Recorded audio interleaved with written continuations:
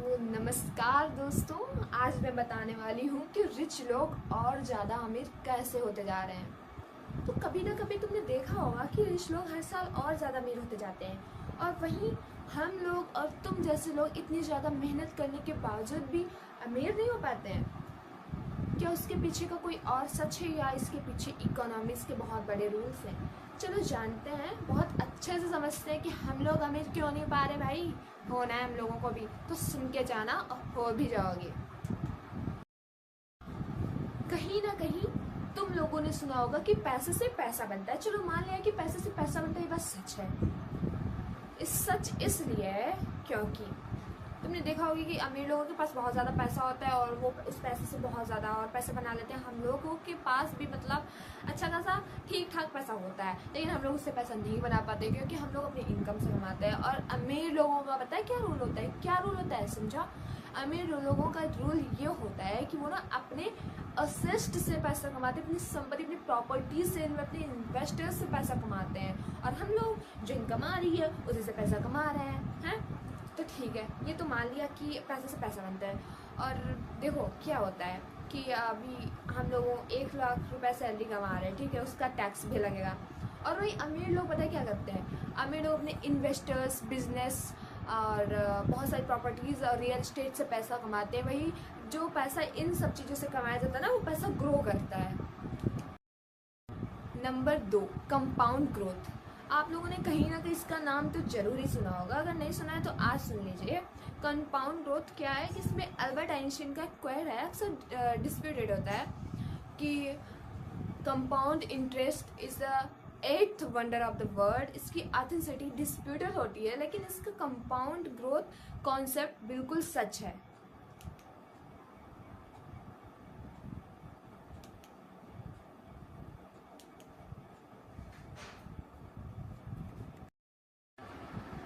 अगर रुपए 10 लाख का 12% एनुअल रिटर्न से इन्वेस्ट हो और उसे निकाला ना जाए तो उसकी बहुत ज़्यादा ग्रोथ हो सकती है, उसकी कीमत और भी बढ़ सकती है। और अमीर लोग ना इसी प्रिंसिपल का फ़ायदा उठाते हैं। एंड नंबर 3, असेस्ट वेस्ट लायबिलिटीज। मिडिल क्लास लोग क्या करते हैं? पैसा आया उनके पास, ठीक है, कार लेंगे, लेटेस्ट फ़ोन चाहिए, एक्सपेंसिव लाइफ स्टाइल चाहिए। चलो ठीक है, माना चाहिए, सबको चाहिए होती है कहीं ना कहीं।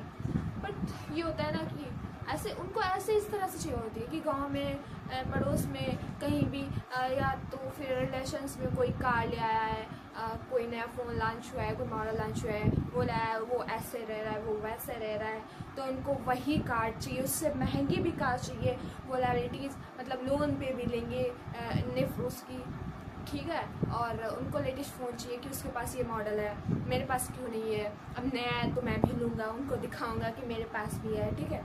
और तो इस टाइप से। और life style, expensive life style की तो बात ही मत करो, छोड़ ही दो उसको, क्योंकि एक्सपेंसिव लाइफ स्टाइल ना सब चाहते हैं। अब इसलिए मैं भी चाहती हूँ, बट तुम लोगों को दिख रहा होगा कि मैं ऐसे हूँ, तो मेरी ना हैसियत नहीं उतनी। अगर हो गई तो आप लोगों को ज़रूर दिखाऊँगी। वैसे मैं ये सब करती नहीं हूँ, मैंने ना किसी की देखा देखी में अपना फ़ोन लिया है, ना फ़ोन चेंज किया है, वही है मेरे पास जो है। और मेरी लाइफ आप लोग तो देखिए, एज अ मैं वीडियो बताती हूँ। और रही बात कार की, तो वो भी मैंने देखा देखी में नहीं कहती हूँ कि पापा से कि लो ये वो करो। तो कुछ लोग होते हैं ना मिडिल क्लास में, वो लेते हैं, उन्हीं की बात कर रही हूँ। तो वो अपना पैसा, मेरा मेन कंक्लूजन ये था कि वो अपना पैसा इन्हीं सब चीज़ों में लगाते थे। और वही अमीर लोग अपना पैसा कहाँ पे लगाते हैं? तुम लोग बताया। अमीर लोग अपना पैसा ना business, investments, stock marketing and rental property sorry, and intellectual property, इन सब में लगाते हैं। वही एसेट से ना पैसा ग्रोथ होता है, इसलिए वो अमीर लोग इन सब में पैसा इन्वेस्ट करते हैं। और हम जैसे मिडिल लोग लायबिलिटीज़ करेंगे। भाई लायबिलिटीज़ तो पैसा ना ऊपर नहीं होगा, नीचे आएगा, नीचे।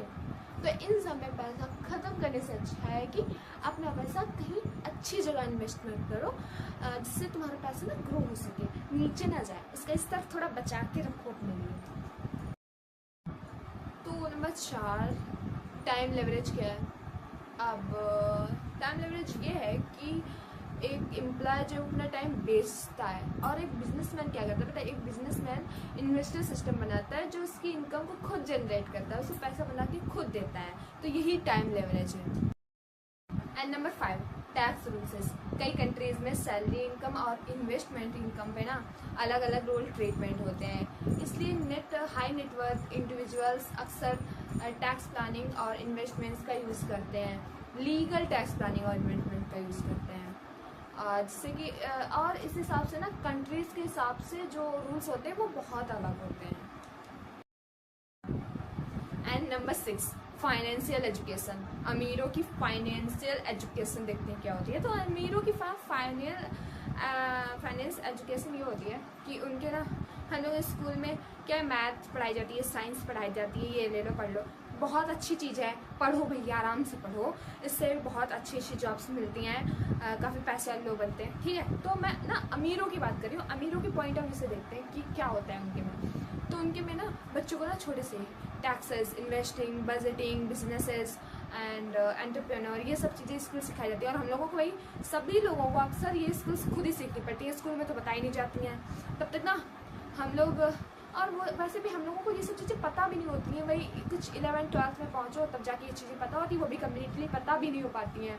और भैया मेरे को बच्चे तब तक अपना स्टार्टअप कर रहे होते हैं, अपना ये बिजनेस, पापा ये वो करवा दो, ठीक है, उनके यहाँ स्टार्टिंग से पैसा रहता है तो हो जाता है सब चीज़। और हम लोगों को पता भी हो तब भी नहीं हो पाएगा, इसके लिए तो हम लोगों को पढ़ना ही नीड है हम लोगों की, ठीक है। तो पढ़ाई करो आराम से, वैसे भी हम भी कर रहे हैं अभी।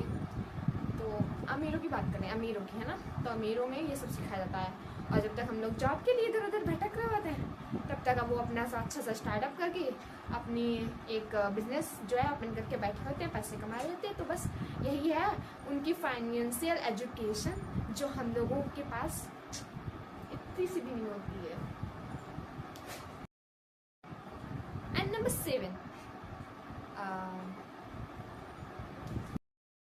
Number 7, connecting effect.